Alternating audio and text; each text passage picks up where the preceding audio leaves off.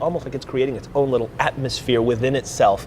So it could be less windy on the outside, but once you get this kind of atmospheric activity going on within this fire, within this cloud, it creates that. This homeowner has cameras all over his home. We're showing you one on the side of his house, but actually it was this one kind of hidden away that caught the thief in action. Now San Diego police are investigating this case. The commission that approved this deal describes it as reasonable and in the public interest. That red flag warning did go into effect 6 hours earlier than predicted. This is camera guy Steve's home state, and I think it's got him in a little bit of a funk now that we're saying goodbye to Texas. But either way, we are headed to Louisiana. We are 400 miles away from New Orleans, guys. We recruited the party, right? You know, it is cold. We wanted to make it look like the Today Show, so we got some young girls who were here to see, what's this guy's name? Austin Mahone. Austin, not Mahoney. No, not bad. Okay, is it weird? I don't know who any of these people, can we get it like a Go Chris?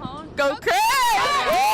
Let me show you the storm drain that we're talking about. This is where the explosion went off most recently. It hit with such a big impact that you can see it made cracks in the concrete. People can't really see those big waves crashing against the pier, but it certainly sounds unsettled out there, and you can see what this storm has brought with it. Families around here are just finding out about this, and they don't like it one bit. CAL FIRE says red flag warning or not, they are ready to go. It's been just over 6 months since that Rancho Bernardo fire was sparked behind me in a construction zone nearby. That stoppage you mentioned affected more than 1,500 flights. Filner can't leave San Diego County without the permission of his probation officer. Their lives are in danger. As good as they are, it is very difficult to swim. Today, many of them woke up to find their family members made it through safely. Security protocol has not changed here at Lindbergh Field at all. Not really calling it an attack, but attempted murder.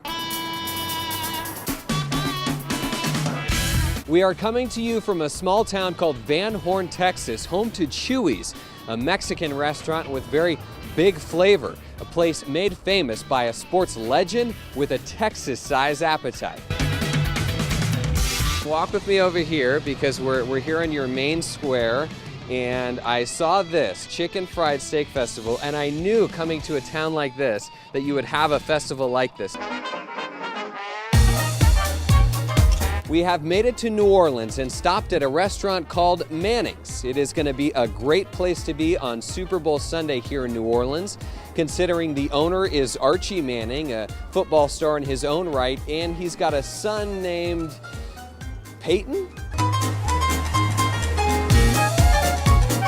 Visitors to New York and the people getting the city ready for the Super Bowl festivities, not getting a break from the weather. It's getting real vicious out here, real vicious, but this is my job. Braving this freezing cold out here. Yeah, is it cold even for a New Yorker? It's cold like this off and on. Let's take you to the sexiest party of them all, the Playboy Party. How is New York doing the Super Bowl? How you liking it? It's doing it large. It's very super. I cannot wait for the big game, though. I think it's going to be really cool. Are you going? We have tickets. If you need a hookup, I got you, dog.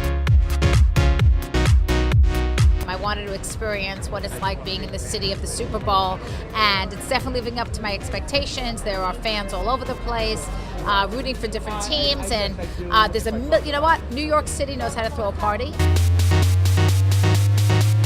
New York is freezing. I'm LA native, so to be here, you just gotta sort of get used to it. I was just saying I feel a lot worse for the girls, because I'm sure they're freezing their butts off. But so we're Southern California too. Oh, are you? Yeah, we're we're San Diego. And what are we doing? Yeah, I don't know. I don't know either. Why are we here? Yeah.